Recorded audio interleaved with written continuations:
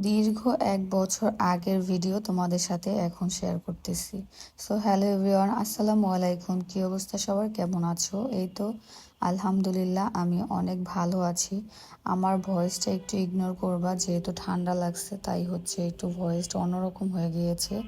আর তখন ছিল আমাদের ঈদের পরের সময় আর কি, মানে গত বছর ঈদের পরে আমরা যখন বাবার বাড়িতে বেড়াতে আসি তখনকার ভিডিও এটা। আর তখন আমার নানু বেঁচে ছিল।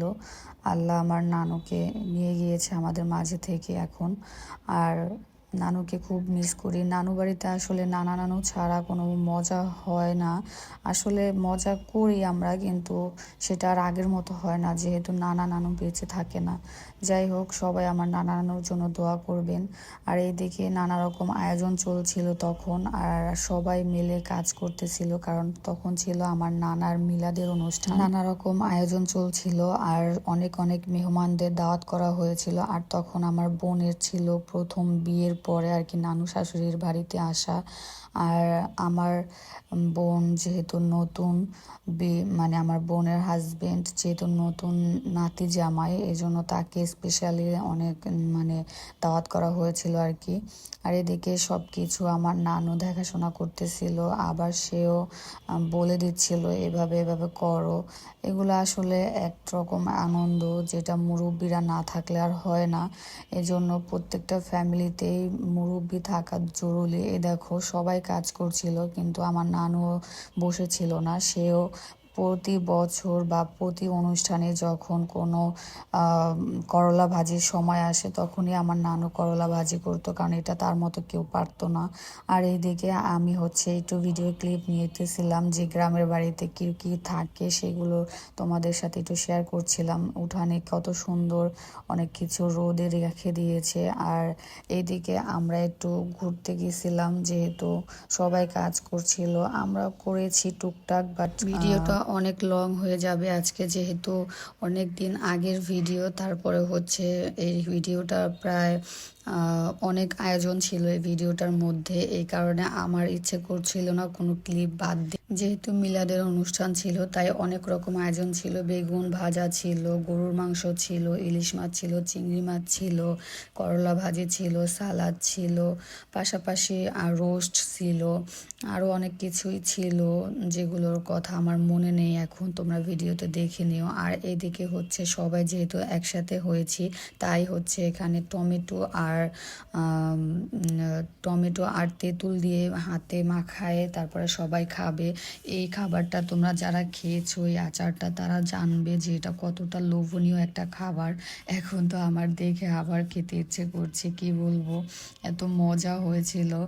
আর এই খাবারগুলো গরমের সময় বেশি ভালো লাগে। এদিকে আমার হাজবেন্ডের জন্য আমি একটু নিয়ে এসেছিলাম, সে শুয়েছিল গরম দেখে, কোথাও বের হতে পারতেছিল না।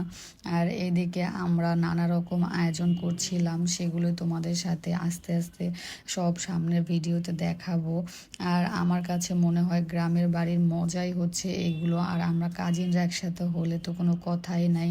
আর আমাদের মানে আমার বাবার বাড়িতে এত বেশি আনন্দ মজা হয় সব কিছুতেই, এজন্য অনেক ভালো লাগে। আর বেশি মানুষ হলে আরো বেশি মজা হয়। আমার তো বেশি মানুষই ভালো লাগে, মজা করা যায়। আর এদিকে আমার মামা হচ্ছে গরুর মাংস রান্না শেষে একটু নাড়াচাড়া করে দিচ্ছিল। এগুলো সব আমি ভিডিও ক্লিপ রেখে দিয়েছি। আর পরের দিন না, ওই দিনই দুপুরবেলা দেখো আবার আম বানাইতেছিল আমার ছোট ছোট ভাইরা। এখানে হচ্ছে ভাই বোন সবাই ছিল, সবাইকে ভিডিও ক্লিপ দেখানো হয় না আর কি, ভিডিওতে নেওয়া হয় নাই। আর এখানে সবাই আম বানায় সবাই আমাদের ডাক দিচ্ছিল যে মিমাপু আসো, তুমি একটু ভিডিও করে নাও।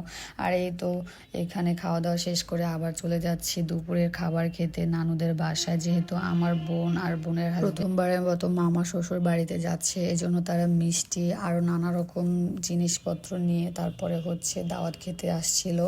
আর এইদিকে আমার হাজবেন্ড আর আমার দুলাভাই খেতে বসে গিয়েছে, তাদের একটু ভিডিও ক্লিপ নিয়ে রেখেছি আমি, যে দেখো তোমরা কি পরিমাণে খেতে পারো। আর সব মেহমানরা খাওয়া দাওয়া শেষ করে যে যার মতো মজা করছিল, কথা বলছিল, এগুলো দেখতেও খুব ভালো লাগে।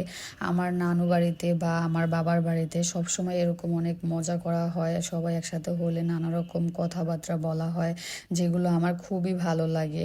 আর এইসব ভিডিও ক্লিপ আমি কাটতে চাই না, আমার ভালো লাগে ভবিষ্যতে যখন আমার সামনে ভিডিওগুলো আসবে আমি দেখব আর মনে অনেক শান্তি লাগবে।